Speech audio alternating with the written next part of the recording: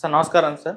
నమస్తే అండి. సార్ రేవంత్ రెడ్డి గారు ప్రధాని మోదీ గారి పైన కొన్ని ఆరోపణలు అయితే చేశారు. ఆయన అంతకుముందు అగ్రకులం వారికి చెందిన వ్యక్తి. ఇప్పుడు మాత్రమే లీగల్లీ కన్వర్టెడ్ బీసీ అని చెప్పేసి ఆరోపణలు అయితే చేశారు. ఇప్పుడు దీనిపైన పెద్ద రగడే దేశవ్యాప్తంగా కూడా నడుస్తుంది. అటు బీజేపీ వాళ్ళు రైజ్ అయిపోయి రాహుల్ గాంధీ ఇదే కులము, రాహుల్ గాంధీ ఇదే మతము అన్న రేంజ్లో కూడా విమర్శలు అయితే చేసేస్తున్నారు. సో ఇప్పుడు అటు మోదీ గారి కులం పైన, ఇటు రాహుల్ గాంధీ కులం పైన ఒక చర్చ అయితే జరుగుతుంది. మరి దీని గురించి మీరేం చెప్తారు సార్? అంటే మోడీ గారి కాస్ట్ అది ఓబీసీగా మార్చారు అనే దానిలో ఎవరికి భిన్నాభిప్రాయాలు లేవు. ఇప్పుడు భారతీయ జనతా పార్టీ నాయకులు మాట్లాడుతోంది కూడా కన్వర్షన్ గురించే మాట్లాడుతున్నారు. కానీ కన్వర్షన్ జరిగింది ఎప్పుడు? అప్పుడు కేంద్రంలో ఉన్న ప్రభుత్వం ఎవరిది అంటే యూపీఏ గవర్నమెంటే ఉంది అప్పుడు. అంటే కాంగ్రెస్ రూలింగ్లోనే జరిగింది మార్పు. ఎందుకు జరిగింది అంటే ఆ కమ్యూనిటీని బీసీల్లోకి తీసుకోవటం అనే దాని మీద చాలా కాలంగా జరుగుతున్నటువంటి ఉద్యమాల్లో భాగంగా కన్సిడర్ చేసి వాళ్ళని బీసీల్లో చేర్చారు. ఆ చేర్చినప్పుడు ఈయన ముఖ్యమంత్రిగా ఉన్నాడు అప్పుడు గుజరాత్కి. ఉండి గుజరాత్కి ముఖ్యమంత్రిగా ఉన్నటువంటి నరేంద్ర మోడీ గారు ఆయన కూడా బీసీగా మారాడు. ఆ తర్వాత ఆయన బీసీకి చెందినటువంటి ముఖ్యమంత్రిగా చలామణి అయ్యాడు. బీసీ ప్రధానిగానే ప్రమోట్ అవుతున్నాడు. ఇప్పుడు బీసీల చేతుల్లోకి రాజ్యాధికారం అనేటువంటి నినాదానికి నమూనాగా నరేంద్ర మోడీ ప్రధానిగా దేశ రాజకీయాల్లో క్రియాశీలకమైనటువంటి అత్యున్నత పదవిలో ఉండటం అనేది బీసీలకి గర్వకారణం అని ఆ పార్టీ ఇష్టం వచ్చినట్టు చెలరేగి వేదికల మీద నుంచి మాట్లాడే ఒక అవకాశం దొరికింది.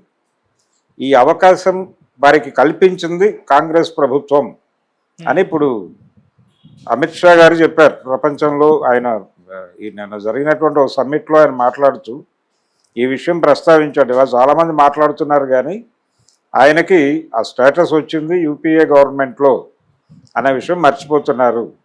నరేంద్ర మోడీ గారు ఆయన ముఖ్యమంత్రి అయ్యి ఆయన కులాన్ని ఆయనే బీసీలో చేర్చేసుకుని అలా జరగదు.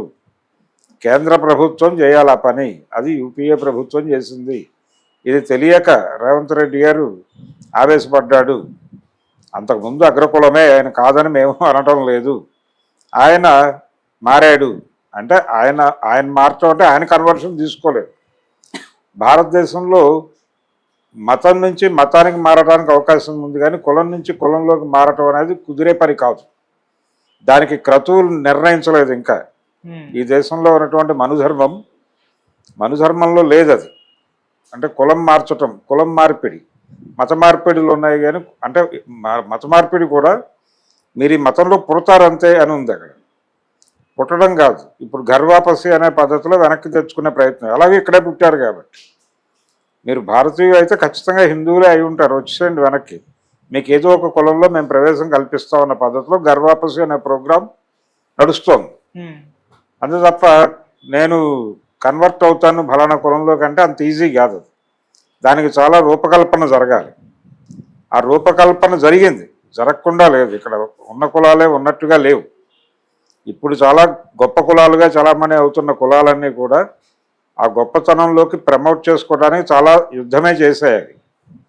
సో వాటన్నిటినీ చరిత్ర అర్థం చేసుకోవాలి.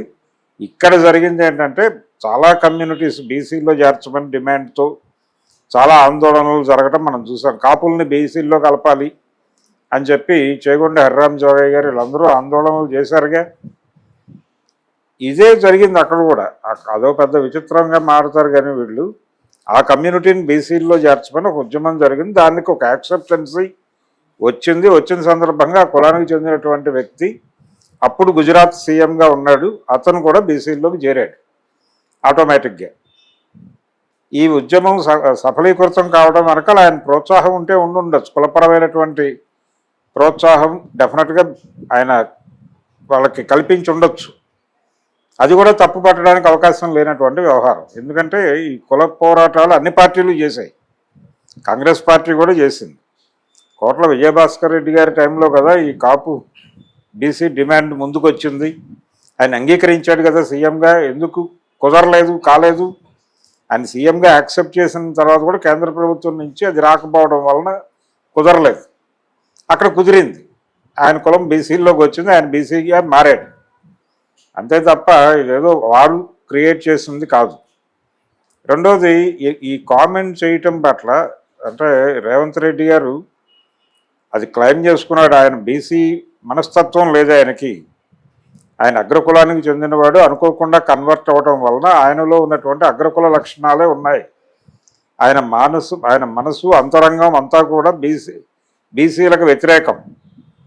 బీసీలకు వ్యతిరేకమైన అగ్రకులపు అహంకారంతో ఉన్నటువంటి మోడీ తనను బీసీగా ఎలా ప్రమోట్ చేసుకుంటాడు అనేది ఈయన గొడవ. ఇందులో కొంత వాస్తవం ఉంటే ఉండుండొచ్చు, కానీ ఈ కులపరమైనటువంటి వ్యవహారాలను ప్రస్తావించేటప్పుడు ఇంకొంచెం కేర్ తీసుకుని, అంటే చాలా చోట్ల ఒక అణచివేతకు గురైనటువంటి కులం అది తమను బీసీల్లో చేర్చమని అడగటానికి అవకాశం ఉంది. అడుగుతున్నాయి. ఆ ఉద్యమాలను అన్ని పార్టీలు మద్దతు తెలియజేస్తున్నాయి. మీరు రేపు పొద్దున ఇంకేదైనా ఒక కాస్ట్కి బీసీల్లో చేరటానికి దానికి అర్హత ఉంది అని భావించి వాళ్ళు చేస్తున్న ఉద్యమానికి మీరు మద్దతు ప్రకటిస్తే, మళ్ళీ రేపు పొద్దున ఆ కులానికి చెందిన వాళ్ళు ఎవరైనా ఏదైనా పదవిలోకి వస్తే నువ్వు తిడతావా రేవంత్ రెడ్డి అని అవతల వాళ్ళు అడిగితే ఏం సమాధానం చెప్తాడు ఈయన?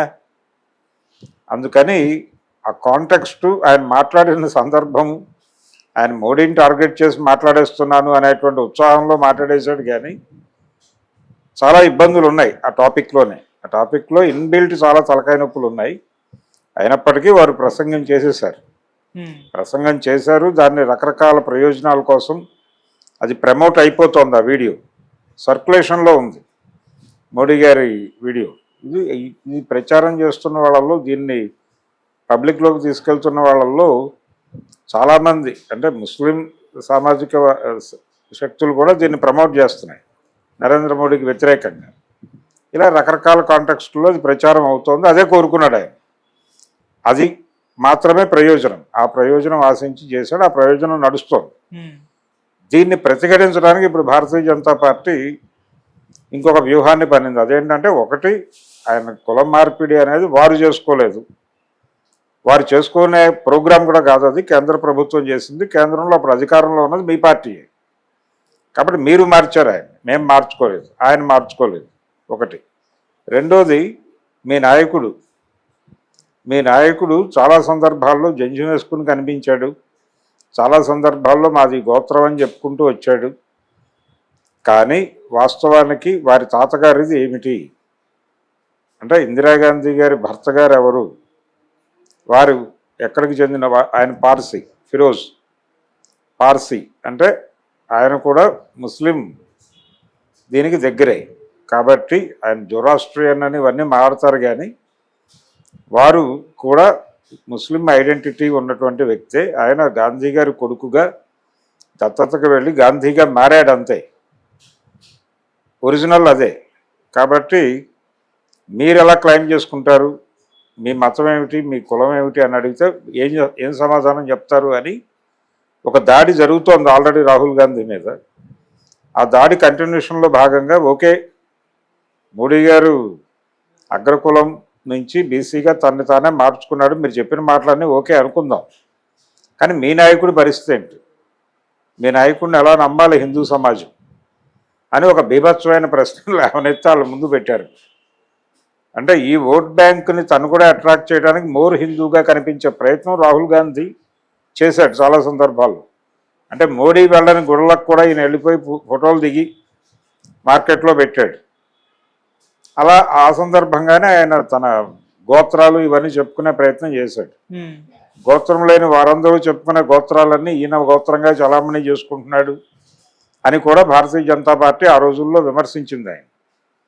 ఇప్పుడు ఆయన కొంచెం నేల మీదకు దిగి రాహుల్ గాంధీ స్ట్రాటజిక్గా బీజేపీని అడ్డుకోవడానికి ఏం చేయాలో అది చేసే ప్రయత్నం చేస్తున్నాడు. కానీ బీజేపీ అంత తేలిగ్గా వాళ్ళకి పవర్ ఇచ్చే పరిస్థితుల్లో లేదు. ఏదో పద్ధతిలో కార్నర్ చేసేటువంటి ప్రయత్నమే చేస్తోంది. ఇప్పుడు రేవంత్ రెడ్డి గారు చేసినటువంటి వ్యాఖ్యల్ని ఆధారం చేసుకుని రాహుల్ గాంధీని టార్గెట్ చేసి కేంద్రంలో కొంతైనా ఏదో మేరకు కాంగ్రెస్ ఓట్ బ్యాంకుని ఇబ్బంది పెట్టడానికి దీన్ని మనం ఎలా మలుచుకోవచ్చు, ఎలా దాడి చేయవచ్చు అనేది డిజైన్ చేసుకుని వెళ్తోంది. అందులో భాగంగానే అమిత్ షా గారు నోరు తెరిచాడు. ఈరోజు నోరు తెరిచి వారు స్ట్రైట్గా దాడి చేస్తాడు. దాన్ని కొనసాగింపుగా ఇక్కడ బండి సంజయ్ కావచ్చు, కిషన్ రెడ్డి గారు కావచ్చు, వీళ్ళందరూ ఈటెల రాజేందర్